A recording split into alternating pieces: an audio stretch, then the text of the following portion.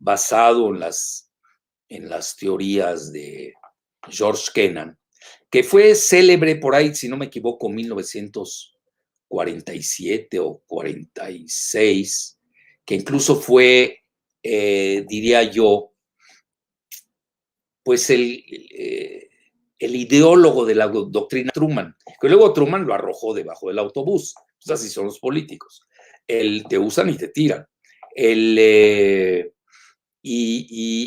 hizo un célebre artículo que yo antes no sé por qué se lo hacía leer a los alumnos, voy a tener que regresar a ello, que se llamó Mr. X, así, con X. No puso su nombre, pero todo el mundo sabía que era George Kennan. Él era un funcionario de la embajada estadounidense en Moscú y dijo cómo había que lidiar con la URSS de aquel entonces. Se publicó, es un clásico que tiene Foreign Affairs, que por cierto se los digo en inglés, digo, nos guste o no, pues es una revista seria, muy sesgada, pues tiene que defender los intereses de Estados Unidos, pues no va a defender los míos, obviamente, pero hay que saberlo leer. Y ahí está, vean Giselita, la eficiencia de Giselita. Es este artículo clásico. ¿De qué año es, Giselita? No lo estoy viendo bien. Ahí está, 47. Ya ven, no me equivoqué. Un año antes de que yo naciera. Entonces, ¿cuáles son las fuentes de la conducta soviética? Y es más vigente que nunca, hay que saberlo leer. Claro, ya pasaron 74 años. Hoy tenemos precisamente lo que comenta Kissinger, este factor multiplicador híbrido de la tecnología, en donde decisiones las pueden hacer las máquinas y ya no los humanos. Bueno, entonces habla de esto de la supervivencia y les voy a concluir, y comenta, él lo dice, bueno, ¿qué esperan si están cruzando las líneas rojas de Rusia en todos lados? ¿Qué? ¿Se los va a agradecer o qué? Y era como, pues, como versa, yo ayer lo escribí, un proverbio chino que dice, no jueguen con los testículos del tigre. Bueno, hasta ahí lo dejamos y ya que vengan las preguntas y respuestas, por favor. Voy por mi reloj para saber, para no pasarme de tiempo. Empecemos, Gise. Ya.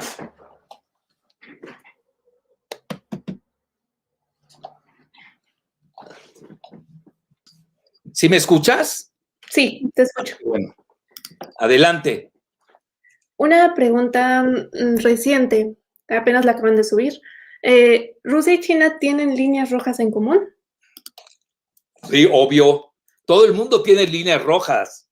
Nada más que hay rojitas y yo diría unas muy intensas, ¿no? No es lo mismo, vean, la línea roja en Siria, lo dice el mismo Goldstein, que la línea roja de Rusia con Estados Unidos. Son diferentes, ¿no? Tampoco hay que perder la proporción.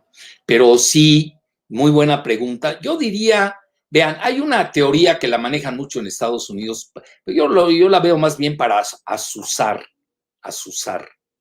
y amarrar navajas, que es la frontera oriental de Rusia, que tiene 18 millones de kilómetros cuadrados, con China, que tiene 9 millones de kilómetros cuadrados, si no me equivoco, es el tercer país, el cuarto más extenso del planeta, detrás de Estados Unidos y de Canadá, y obviamente detrás de Rusia.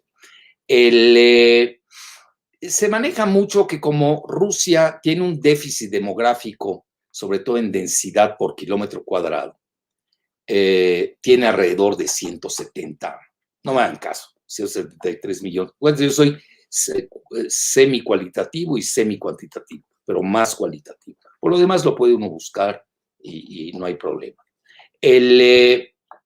Se maneja de que 1.400 millones de chinos puedan invadir la parte pues casi vacía. El problema de Rusia es ese. Hay 170 o 73 millones en 18 millones de kilómetros cuadrados. Realmente la población de Rusia tiende más al este. Tienen sobre todo Moscú y San Petersburgo. San Petersburgo parece más, bueno, además se basó en ella Pedro el Grande en Ámsterdam. muchos de los ingenieros y arquitectos de ahí vinieron. Es una ciudad exageradamente occidental, la de San Petersburgo, y luego Moscú, que ya sabemos, ¿no? Etcétera. Bueno, dicho esto, sí está esa región del río Amur, famoso, donde hubieron incluso hasta escaramuzas. Eso, pero eso lo maneja más la propaganda, yo diría, occidental, para azuzar ahí conflictos entre ellos. En esos momentos yo les pudiera decir que existe una gran complementariedad estratégica entre Rusia y China. Así de ese nivel. No sabemos los alcances, tampoco nadie está pidiendo que exista una guerra para ver qué tan íntimos estaban siendo Rusia y China. Pero sí se nota, yo lo noto, que ya ven, uno tiene sensibilidad en esto, como que últimamente se han centrado, y no ha variado mucho la política de Biden, creíamos muchos que se iba a poder variar todos los asuntos de sus negocios del hijo allá en China, etcétera, pero no, se ha notado que hay tensión, vamos a ver cómo se acomodan estas dos nuevas potencias, etcétera. Y fíjense, hay algo que me ha llamado mucho la atención. Yo sé algo de neurolingüística, entonces a mí hay términos que me resuenan mucho más, porque pues ya tiene uno esa formación, ese training, ¿no? Ese entrenamiento. Leyendo la entrevista de Lavrov que acaba de hacer, si uno se da cuenta, usa mucho una palabra, respeto. Es decir, Estados Unidos no respeta a Rusia, es lo que está diciendo Lavrov. Y ahora que vi el speech o el discurso, la conferencia, o la ponencia de Kissinger en Arizona, allá en el Instituto McCain, de nueva cuenta dice esto, y me llama la atención. Que China debe tener respeto por Estados Unidos. Bueno, los chinos igual dicen lo mismo. Entonces, fíjense, con una palabrita que se llama respeto, no se están respetando. Y eso lo dijo Tucídides del siglo V antes de Cristo, que ese libro es el clásico de clásicos, la guerra del Peloponeso, donde los pequeños países jalaron a los grandes, que eran Atenas y Esparta. Sí, pero nadie nos cuenta que la democracia ateniense, muy entrecomillada, una democracia que manejaba esclavos, perdió con Esparta. Eso nadie nos los cuenta. El final, bueno, la guerra del Peloponeso sí, pero el que no lo ha leído se queda con que la democracia se quedó en Grecia, ¿no? Y no es cierto. Vean, desde ese momento, ¿cuánto duró para que hubiese regresado la democracia? Saquen su cuenta. Como 20 siglos. No más, sí, 20, 25. 25 siglos. Sí, cuidado, a veces es un lujo la democracia que a veces no sabemos apreciar. Entonces, dicho esto, a veces hay pequeños países que jalar a los grandes a sus pleitos aldeanos o domésticos, que pueden ser muy respetables, si tienen razón, sí, pero aquí tienes que jerarquizar.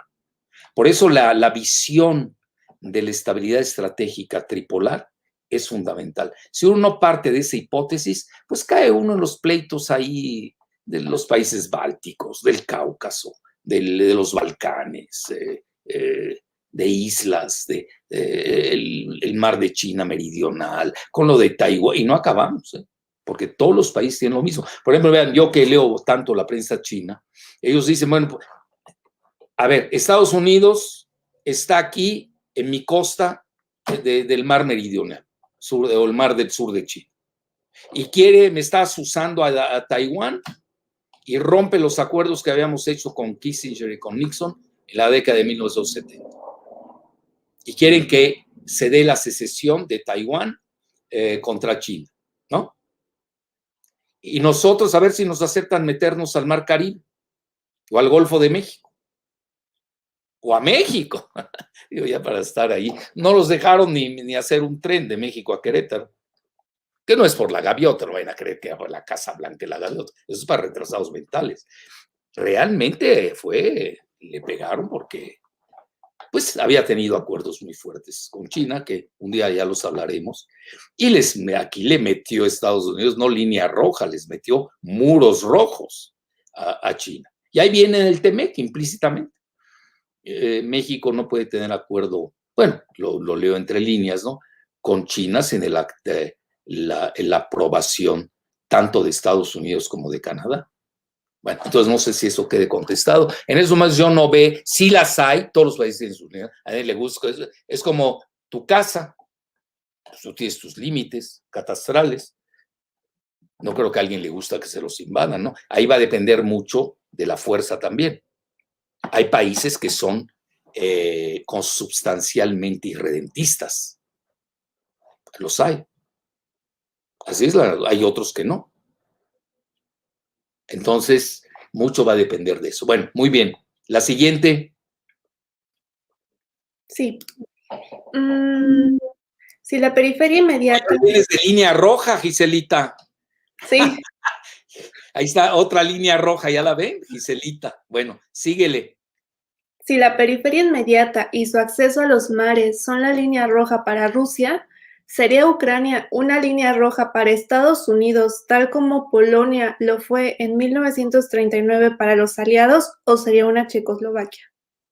Está muy sofisticada esa pregunta. Vean, yo diría que hoy Ucrania de facto está dividida. Ya sucedió lo que sucedió, no, ya quedamos que no voy a meter a moralizar, yo hablo de hechos tales cual. Hay leyes internacionales. Bueno, aquí hay que ver qué tanto lo respetan los tres. Hablo de los tres grandes. Y la Unión Europea también. A mí se me hace, vean, yo soy muy eurocéntrico y eurófilo, así que es más, hasta me molesta que Europa no esté jugando el rol que le corresponde. Como que se clavó en la geoeconomía y fuera de Francia, hablo de la Europa que queda, ¿no? Pues ya se salió Gran Bretaña con el Brexit, la única Francia, pues la que tiene bombas nucleares, trae alrededor de 200, si no me equivoco. Alemania es una superpotencia geoeconómica. Imagínense, vean, en una ocasión les hago una anécdota, cuando estábamos en el Instituto de Investigaciones Económicas de la UNAM, pues yo me llevaba mucho con los dirigentes. Ya ven como todo, ¿no? Cada sexenio tiene su dirigente o cada votación, etc. Bueno, con alguien que estaba a cargo de la dirigencia y solíamos invitar mucho a Giovanni Arrighi, que era a mi juicio excelente. Había nacido en Florencia, Giovanni, por cierto. Y a mí me tocaba placearlo cuando llegaba a México, pues lo llevaba a los programas de televisión, le conseguía entrevistas en periódicos, bueno, en uno, para dar exclusivas, ¿no? Y en la radio, pues ya con eso, ¿para qué quiere más? Una buena tele, una buena radio y un buen periódico. Todavía no existía el YouTube, no había redes sociales, etcétera. Hoy ya sabría dónde llevarlo, pero en paz descanse, ya se murió. Entonces, me acuerdo perfecto cuando hice una ponencia y me hizo el favor de asistir. Giovanni es peso pesado, es de la escuela de Wallerstein, que también acaba de fallecer. Son los que manejan el sistema mundo, que no, a veces han exagerado que es la Biblia absoluta. No, yo creo que es un instrumento de navegación geopolítica y geoeconómica. Hasta ahí hay que saberlo leer y usar, pero no es todo. También hay que saber de geoestrategia. Entonces, el sistema mundo es como realmente, como hay un centro, como hay una semiperiferia y como hay una periferia. Obviamente hay un núcleo que domina.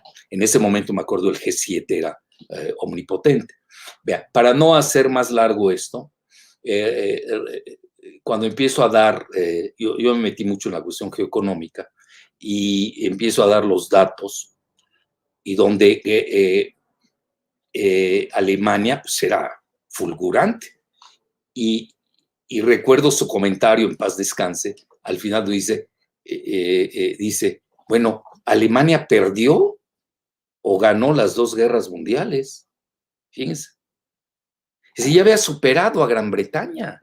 Es decir, en esto, por eso yo soy mucho de esta, que veo que le gustó a muchos de la audiencia, lo cual les agradezco, el término de la cronogeopolítica. Si ustedes toman la Primera Guerra Mundial, ven Gran Bretaña y Alemania, siguen con la Segunda Guerra Mundial y hacen el corte de caja de hoy, vean cuántos años ya pasaron, casi, estamos hablando, más de 100 años, la diacronía, ¿no? Pero que realmente es una cronogeopolítica, pues ganó Alemania. ¿Por qué? Porque a Alemania no le destruyeron a sus cerebros. Tiene una gran educación, una alta tecnología, una gran disciplina, un extraordinario sistema jurídico, destruyeron sus edificios, perdieron los militares, etcétera. Pero si ustedes ven, ahí siguió el pueblo alemán. Y vean la odisea del pueblo alemán desde Bismarck hasta la fecha. Legendaria. Lo que pasa es que cuando pierdes las 2 guerras, pues te va a pegar Hollywood, ¿no? Ya sabemos por qué. Pero si hoy lo ven, Alemania es un prodigio. Es el prodigio europeo. Pero no tiene armas nucleares. Y ahí se las provee Francia. Sí, pero son insuficientes. Si no es lo mismo tener 200 frente a Rusia, que tiene 2.500, si no me equivoco, y Estados Unidos más o menos trae lo mismo. Y ya armas hipersónicas ni están en ese juego. Entonces, sí es ahí decía alguien que Europa es un gigante económico, todavía no aparecía China como ahora, pero es un enano militar.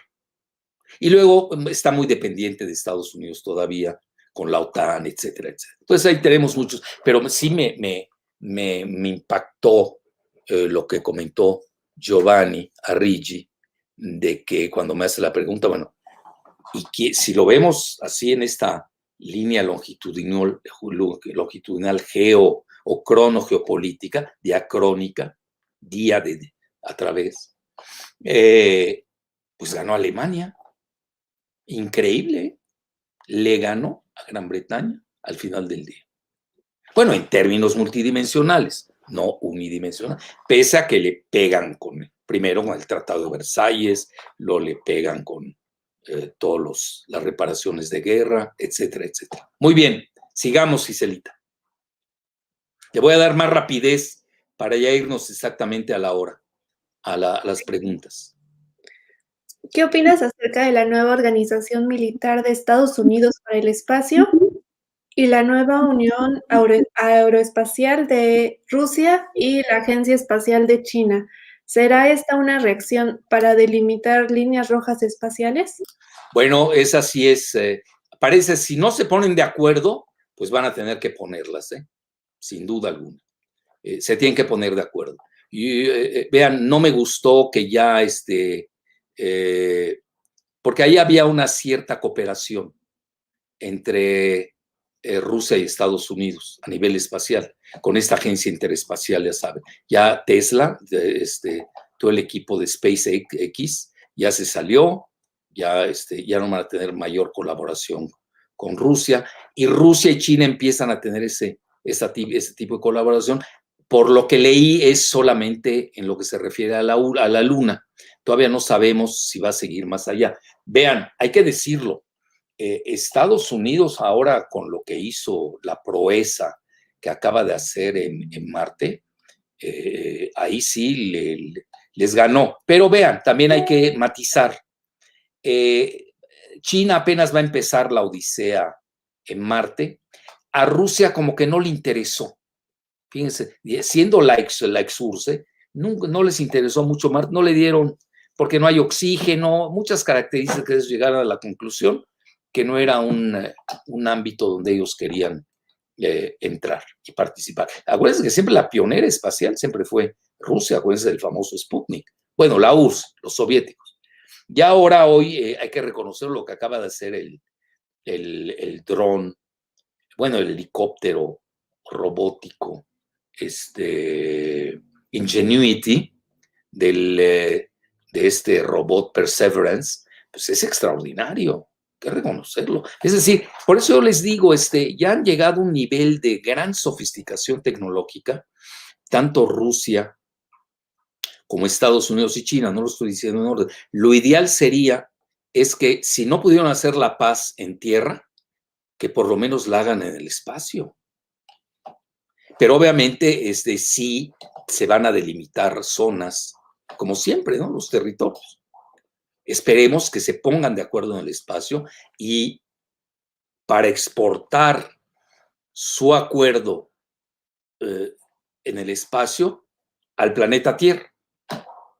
Bueno, van a decir, Jalife está distópico hoy, ¿no? No siempre he sido distópico, así que no hay problema. Síguele, Gisela. Ok. ¿Tienes muchas o ya no? Sí, hay varias. Para irme más rápido. ¿Qué tanto intervendría en un conflicto Rusia por China o China por Rusia? ¿En qué circunstancias Rusia y China podrían reaccionar en conjunto? Y también preguntan en esta misma pregunta si Irán es una línea roja tanto de Rusia como de China. Excelente pregunta. Es quien la hizo, lo felicito. Vean, no sabemos, esa es la gran interrogante. ¿Hasta dónde estamos? Pues yo leo, hago, pero no tengo los secretos del Olimpo, de ningún Olimpo. Hay que conocer sus limitaciones. Como analista, pues uno que hace, pues profiere, emite hipótesis. Así de fácil. Esa es una pregunta real. Si mañana, ya ven la portada del fin de semana del The Economist, que dice que el punto más candente del planeta hoy es Taiwán. Sí, porque ya como que se diluyó el asunto de Ucrania. Entonces se pasa a Taiwán. Y hoy parece ser que todo está encaminado a China. Ya saben que con Rusia pues, tampoco se juega mucho. Ahora, China, acuérdense, abandona a la URSS en la década de los 70. Ahí están los archivos. ¿Le hará lo mismo la Rusia de Putin a China? En el libro de Kissinger, que yo lo doy en mis clases de geopolítica on China, y no es que me guste, uno tiene que leer qué dice esa parte, y luego también los hago leer a Alexander Dugin, no se preocupen, mi clase es muy dialéctica. Entonces, y no me meto ni estoy a favor, obviamente yo traigo mi corazoncito, pero mi corazoncito, pues honestamente, pues, no cuenta, eso no cuenta, uno tiene que saber analizar. Entonces, ¿de qué grado es el alcance entre, ahí está el libro, Giselita, que es eficiente, ya lo puso, on China, precisamente él se basa que porque la raza blanca, bueno, por lo menos no dicen en Estados Unidos que los rusos no son blancos, ¿no? Bueno, ya, eso ya es ganancia, pues le echan la culpa de todo. Eso no va a llevar a nada, esos maniqueísmos lineales son muy primitivos, esos no llevan a nada. Vean la palabra respeto. Si no se respetan entre las tres superpotencias, vamos a tener el problema. ¿Cómo? A ver, vean, y ustedes lo saben, yo no hablo mal de Biden, nunca he hablado mal de él, incluso no me cae mal. Además, si me cae mal o bien, es irrelevante.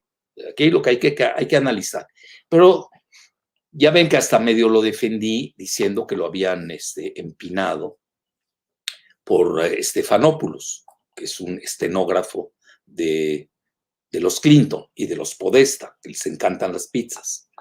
Cuyo empleado fue, imagínense, un ex embajador de México, bueno, ex embajador muy entrecomillado, calderonista, castañedista, Sarukhan Kasamitjana, que por cierto le defendió a su pueblo armenio, ahorita que le dieron una vapuleada en Nagorno-Karabaj.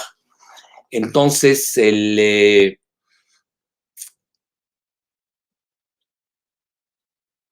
en su libro comenta Kissinger de que a nivel racial son más cercanos los rusos a la cultura occidental. Pues obviamente eso es una perogrullada.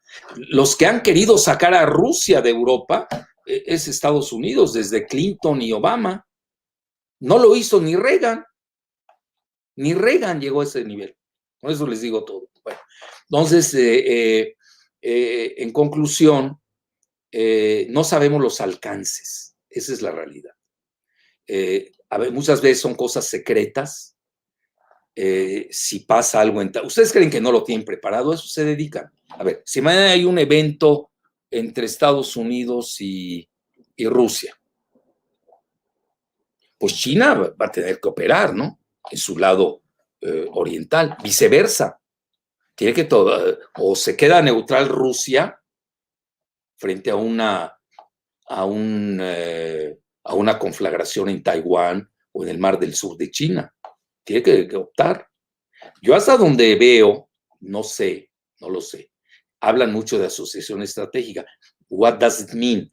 A veces en China usan mucho el término, les gusta usarlo, pero a veces sus dimensiones, en Estados Unidos, por ejemplo, yo que leo mucho a los autores estadounidenses también, digo, para ver cómo va la cosa, ellos mismos lo dicen, está exagerado eso de la asociación estratégica, hacer un acuerdito, tampoco es así, pero a ellos les conviene subestimarlo. ¿Por qué? Y vuelvo a insistir, siempre lo he dicho, el peor error de los Clinton y de Obama, sobre todo de Obama, que puede tener vean, Obama tiene es el expresidente más popular de Estados Unidos. No significa nada eso a nivel de la geoestrategia, nada. Puede ser el más impopular y ser eficiente en geoestrategia. Obama fue pésimo, no malo, pésimo como geoestratega. Se los digo, a ver, ¿por qué? Porque empujó a Rusia a los brazos de China, o al revés, a China a los brazos de Rusia, da igual. Es decir, imagínense tener un G2, que son Rusia y China, contra Estados Unidos. Y Estados Unidos no va a poder con los dos juntos. No, eso, forget it. Hay juegos de guerra, hay mucha bibliografía al respecto. Bueno, entonces, dicho esto, yo honestamente desconozco los alcances. Tampoco quiero que se dé una guerra en Taiwán, sobre Taiwán, para ver cuál es, si Estados Unidos bombardea a China, si va a entrar o no Rusia. Pero obviamente es muy difícil que se queden con los brazos cruzados, tanto Rusia como China, porque les afecta su frontera común. Tiene una inmensa frontera a los dos. Y hay un perdedor, pues va a tener a Estados Unidos de frontera, es decir, de avanzada. Entonces, vean, lo de Irán es muy interesante, porque aquí hizo muchas preguntas que la realizó, pero fue muy inteligente. Vean, yo estoy leyendo últimamente bueno, siempre lo he leído mucho, pero ahora más, a Alastair Crooke. Crooke se escribe C-R-W-K, creo que va una E también, ¿no, Giselita? Tú le sabes más. Con Alastair. Alastair Crooke es, a mi juicio, uno de los mejores visionarios que tiene Gran Bretaña y Occidente. Él fue del MI6, ojo. Luego fue el asesor de Javier Solana cuando estaba a cargo de la Cancillería de la Comisión Europea o de la Comunidad Europea, algo así. Entonces, conoce bien el tema, muy bien. Bueno, al menos se me hace sensato, esa es la realidad. Ahí está, Krug, ¿ya ves? Ahí va la E, de más. Entonces, incluso tiene un centro que se llama Conflicts Forum, pero ya no está ahí, que está en Beirut. ¿Por qué Beirut? Porque Beirut es un centro de espionaje muy importante, siempre lo ha sido. Los británicos siempre lo han usado. Entonces, igual los estadounidenses, los franceses, los rusos, y ahora ya empezaron a llegar los chinos, los iraníes, todos juegan ahí. Entonces, en resumen, Irán sí la empiezan a tomar mucho en cuenta, mucho. Entonces, la misma Irán tiene líneas rojas con otras potencias regionales. Pero vean, como no tiene armas nucleares, las líneas rojas de ellos son convencionales, que iría con el mismo Estados Unidos o con Israel, dependiendo de qué país estemos hablando, si es Líbano o Siria, donde hay enormes comunidades chiitas. Bueno, entonces ahí lo dejaré. Yo lo dejaría más bien para no perdernos, pues si no vamos a meter líneas rojas hasta en Belice, pero todos las tienen. La línea roja sería, yo la definiría así. Una sería la soberanía territorial. Y la otra, el alcance de la influencia que tiene un país sobre sus vecinos. No es lo mismo la influencia de Estados Unidos con nosotros, México, que nosotros la que tenemos con Guatemala, o Guatemala con nosotros. Eso también hay que entenderlo bien. Hay niveles, hay gradientes, etcétera, etcétera. Estados Unidos es una superpotencia nuclear de primer orden, tecnológica. Imagínense, de milagro todavía sigue México. Bueno, síguele, pero muy buena pregunta, ¿eh? Yo les sugiero, quédense con las tres superpotencias. Incluso vean, yo haría la pregunta que ahorita me la hicieron, me inspiraron. ¿Y la Unión Europea no tiene líneas rojas? Yo diría ahí cada país tiene sus líneas rojas. Problema de Ucrania. Ucrania todavía no pertenece a la OTAN, quiere pertenecer a la OTAN, no la dejan, etcétera. Entonces, pero sí, se van dando, vean, les voy a contar rápido una anécdota, espero que no me tome más de 2 minutos. Yo tenía un libro de mapas, creo que era de HarperCollins, y no sé por qué, aquí en la biblioteca se me ha extraviado, ya un día me voy a dedicar a buscarlo, donde vienen los mapas desde el inicio de los tiempos. Y es fascinante. Y en particular me detuve en el siglo XI. Del siglo XI a la fecha. Si ustedes se dan cuenta, los mapas han variado sustancialmente. Nunca han sido fijos. ¿De qué depende? Países que se caen, países que se balcanizan, países que pierden guerras, países que son invasores, etcétera, etcétera. Es decir, siempre está en movimiento la cartografía mundial. Y entonces, obviamente, las tres grandes potencias que son irredentistas por antonomasia, irredentistas quiere decir que tienden a la expansión natural, pues esa es su característica, porque son superpotencias. Y degluten al menor. Al final se vuelve un asunto darwiniano geopolítico. Bueno, ¿cuántas más tienes, Giselita, en el tintero? No me debes decir que 500, 2 más. Bueno. La penúltima. ¿Ves otra vez un escenario donde Biden sea el nuevo Reagan y jale a China o jale a Rusia? Bueno, él está intentando, por lo que estoy viendo, es una mezcla, es muy interesante. Estoy siguiendo mucho a Biden. Vean, ahorita ya quiere salirse el 11 de septiembre, ya de Afganistán. Ya protestó Hillary Clinton. Hillary Clinton es lo más bélico dentro de lo bélico. Y también Condoleezza Rice. Digo, es interesante. Pero Biden, fíjense, no hay que subestimarlo. Yo lo vengo siguiendo desde hace mucho. Y siempre manejó que se quería salir de Afganistán. Lo acaba de reconocer incluso el ex secretario de Defensa, creo que se llama Gates, sí, Bob Gates, sí, en una entrevista que le hace un armenio muy inteligente, todo lo contrario del Casamidjana de acá, ¿cómo se llama este?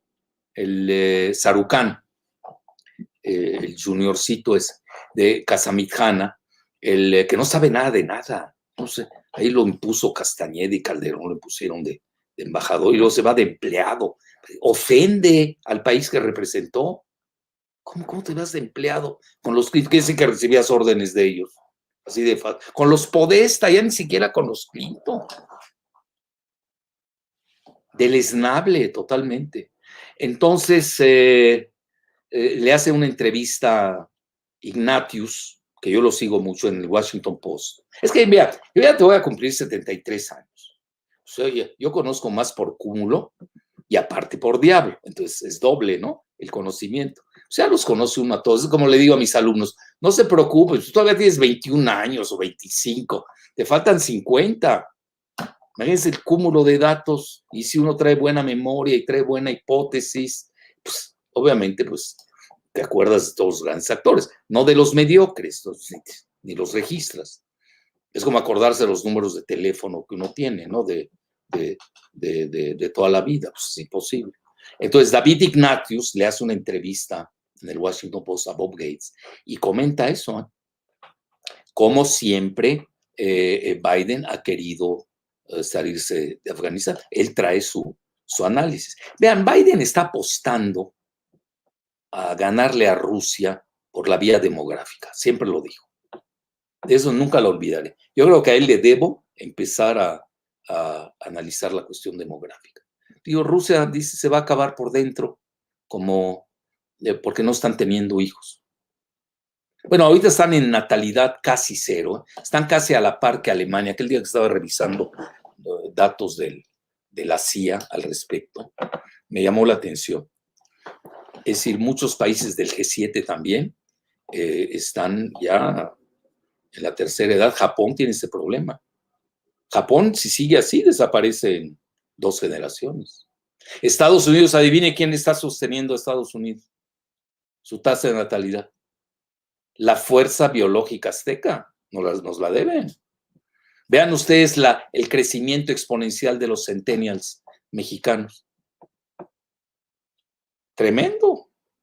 Sí, Estados Unidos va a ser mexicano, demográficamente hablando, y culturalmente también, pues la cultura mexicana es más poderosa que la estadounidense. Y acuérdense, desde los griegos y los romanos, la mejor cultura, es decir, la cultura más poderosa, vence a la débil. Vean, les doy un ejemplo para que se aprovechen de esta parte, ahora que ando de buenas. La explicación por qué los mongoles, desde Gengis Khan, que llegaron casi a las puertas de Europa, no pudieron conquistarla. ¿Por qué no perduraron?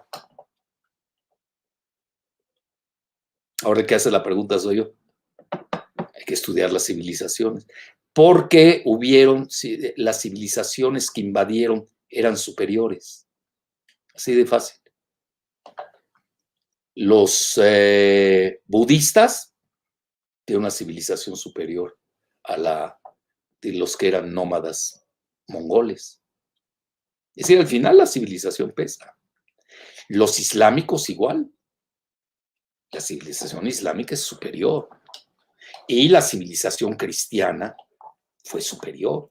Esos son los anticuerpos que tienen los grandes países. Cuando no tienes un poderío militar, al estilo Gengis Khan, ¿no?, que nos salva nuestras civilizaciones. Por eso México tiene grandes resguardos. Somos la máxima potencia civilizatoria del continente americano. La primera en Mesoamérica, los olmecas. La segunda, los mayas. Tenemos zapotecas. Esa es la grandeza de nuestro país. Nuestra cultura ya está dominando en Estados Unidos. A veces siempre yo digo un dicho que me gusta mucho de los franceses, de mis profesores franceses, que dice: la culture, c'est ce qui reste après avoir tout oublié. La cultura es lo que queda después de haberlo olvidado todo. Es decir, no todo es unidimensional. Tenemos que ver la cronogeopolítica con dimensión civilizatoria. Y eso nosotros tenemos para regalar. No nos acomplejemos. Esa es la grandeza de México. Por eso México, pues imagínense ahora que está creciendo la fuerza biológica. Bueno, alguien me puede decir, ¿por qué no le pusiste maya, tú que eres yucateco? Bueno, ponle maya, olmeca, zapoteca. Yo dije azteca porque a nivel mercadotécnico se conoce mucho mejor. Entonces, bueno, ahí tienen ya lo que yo creo que es una respuesta. ¿Qué sigue, Giselita? Ya la última. Para irnos. Sí, la última. ¿Podría explicar qué grado de independencia tiene México respecto a EU para fortalecer las relaciones estratégicas con cualquiera de las dos otras potencias, China y Rusia? Y va muy relacionada con otra pregunta que menciona: los acuerdos comerciales y de cooperación con la vacuna Sputnik V de México y Rusia sería atravesar una línea roja de Estados Unidos. No, porque Estados Unidos no está exportando sus vacunas. Así de fácil. Y además los acuerdos que se hicieron en México fue con AstraZeneca, que, bueno, estoy en veda electoral, no quiero hablar. Así que no me hagan hablar de AstraZeneca y tampoco de Pfizer, dejémoslo ahí, pero no, a ese nivel no. Donde es claro, vean, les voy a dar dos claves. Yo diría hasta 3 o hasta 4, ahorita que estoy haciendo memoria. La primera, así lo básico, el TEMEC, Tratado México, Estados Unidos, Canadá. Es un tratado que va a durar, si no me equivoco, 15 años más o 17 años más. Quien esté en el poder, no hay manera de moverlo. Ya está firmado, al menos lo puedes romper en forma unilateral, como lo quería hacer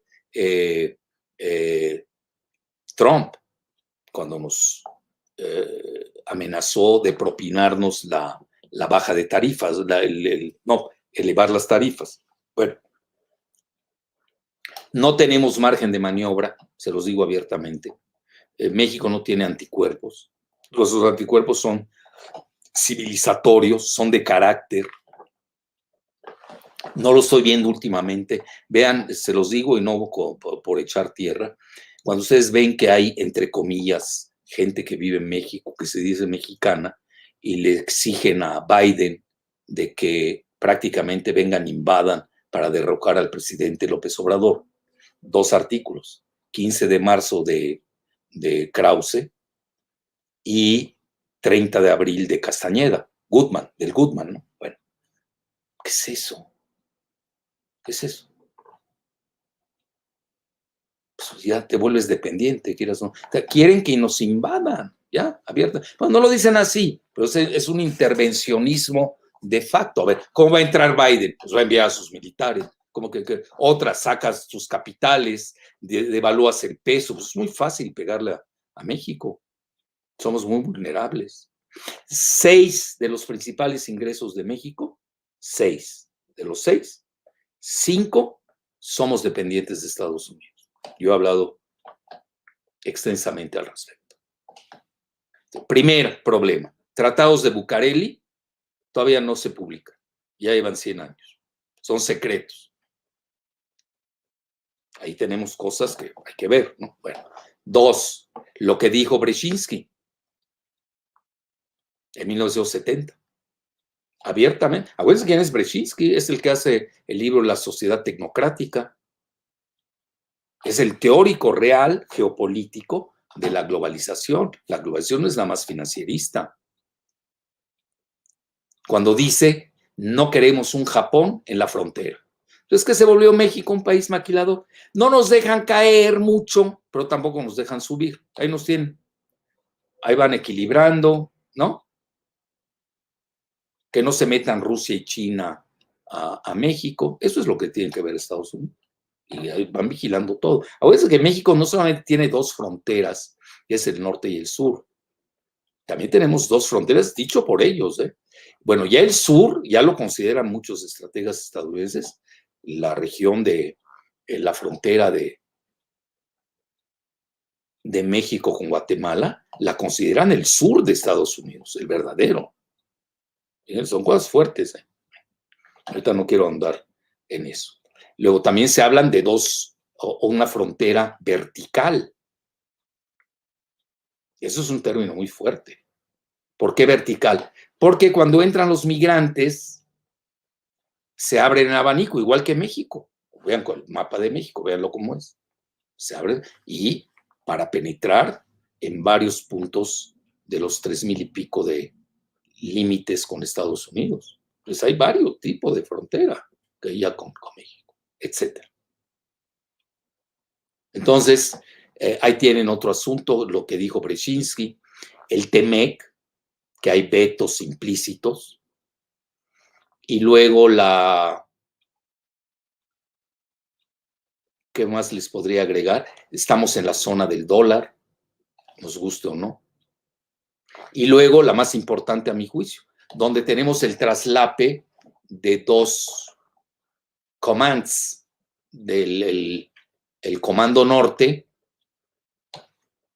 que engloba a México, igual que a Puerto Rico, creo que a Bermudas, Escuchen bien, ¿eh? Yo un día me peleé en un programa de Nino Canú, ahí está Nino de testigo, lo paré en seco al Graco Ramírez, que es un vendepatrias de entrevista de lo peor, porque había ido a Aspen precisamente con otros senadores, no los quiero citar, porque ese fue pleito público, así que ahí está en el aire, seguramente se lo pido a mis amigos de Radio Centro, me lo dan, cuando estaba Nino ahí. Entonces, le digo, usted es un entreguista, ¿cómo que te vas allá a Aspen? Ahí hicieron el acuerdo ahí con el Comando Norte. Incluso hay reuniones donde México tiene que decir, vean, es muy delicado eso, no me quiero meter de más porque ahí sí pisaría callos y no quiero que me pisen los míos tampoco. Entonces, y luego tiene el Comando Sur. El Comando Sur de Estados Unidos, bueno, Estados Unidos se maneja por regiones, tiene comandos y llega hasta la costa de Quintana Roo, todo lo que es el Mar Caribe. La costa de Quintana Roo. Entonces ahí se traslapan el Comando Norte con el Comando Sur. ¿Qué margen de maniobra militar? Ya les dije, vean, a nivel, sea multidimensional, nivel militar, económico, financiero, y luego a nivel etnográfico.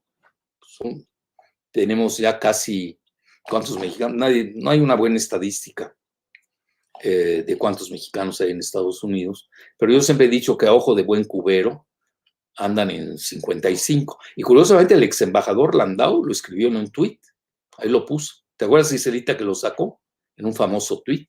Hablaba de 60 o 65. Muchos creyeron que era el número de los que ellos llaman hispanics, y yo odio ese terminajo. Mínimo latinos, pero ¿por qué no sé en qué llamar a nosotros latinos o hispanics? Somos mexicanos, somos del 62 al 65% de todos los latinos o hispanics, como les dicen. ¿Por qué me van a llamar así? Ya los mexicanos somos prácticamente el mismo número que los afro, nada más que con una tendencia exponencial por los centennials. El mayor crecimiento de Estados Unidos hoy lo tienen los centennials y la mayor parte son los mexicanos. Pues, además tenemos diferente historia, diferente religión. El mexicano de Estados Unidos es guadalupano. Hoy la mayor parte de los latinos, así llamados no mexicanos, no son católicos, son protestantes, ojo, Yo hay que tener mucho cuidado, hay que estudiar bien, hay que analizar.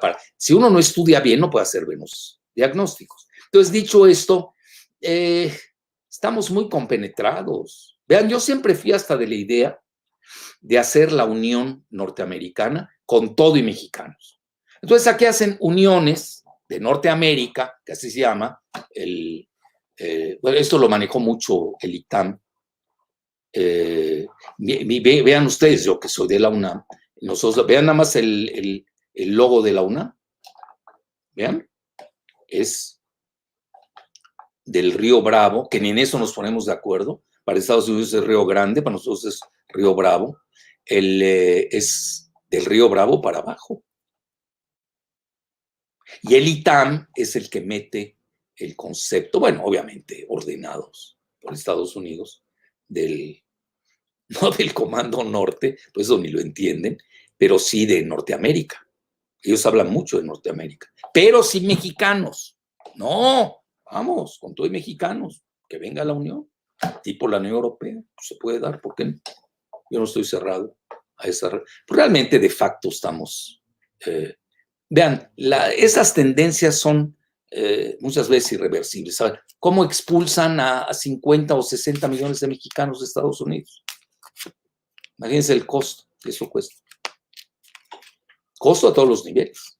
Además, el país que pregona derechos humanos, libertad, democracia, pues hay gente que lo compra, ¿no?